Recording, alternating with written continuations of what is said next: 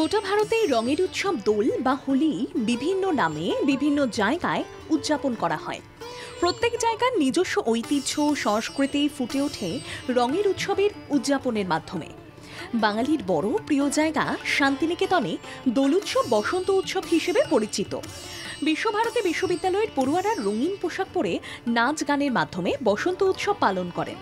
শান্তিনিকেতনে বিশেষ নাচ গানের মাধ্যমে বসন্ত উৎসব পালনের রীতি গুরুদেব রবীন্দ্রনাথ ঠাকুরের আমল থেকে চলে আসছে।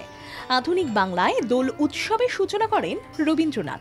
1907 সালে প্রথমবার তার ছোট ছেলে সোমেন্দ্রনাথ ঠাকুর ঋতুরঙ্গ উৎসব শুরু করেন শান্তিনিকেতনে।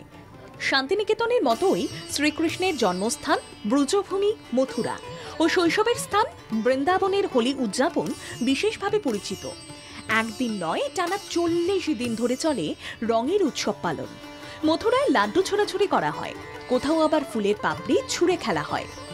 জয়পুরে হোলির সময় হাতি উৎসব হয়, সুসজ্জিত হাতির প্যারেড হয়, লোকনৃত্য পরিবেশন করা হয়।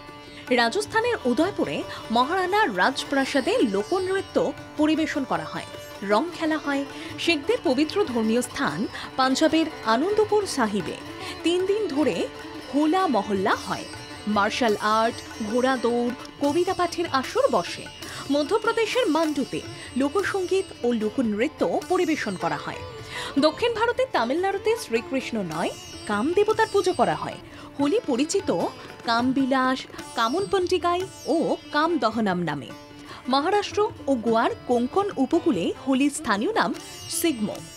কোঙ্কলের দক্ষিণ উপকূলে কেরালায় গোসেমপুরম থেরুমা কোঙ্কনি মন্দিরে শুধু মন্দিরে ছোঁয়ানো হলুদ রং দিয়ে খেলা হয় হোলি।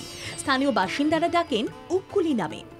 মালায়ালাম ভাষায় নাম মঞ্জলকুলি, অর্থ হলুদ স্নান। বেনারসে চিতাবর্ষ মেখে হোলি খেলায় মাতেন মণিকর্ণিকা ঘাটে থাকা সাধু সন্ন্যাসী ও শিব ভক্তরা। মণিপুরে পূর্ণিমার 5 দিন আগে আরাধ্য দেবতা পাখাংবাকে উৎসর্গ করে শুরু হয় হোলি উৎসব। উত্তরাখণ্ডের কুবায়নে সুরেলা হোলি খেলা হয় সঙ্গীত অনুষ্ঠানের মাধ্যমে। উত্তরপ্রদেশের বারসানা এবং নন্দগাঁওতে হয় লাঠমার হোলি।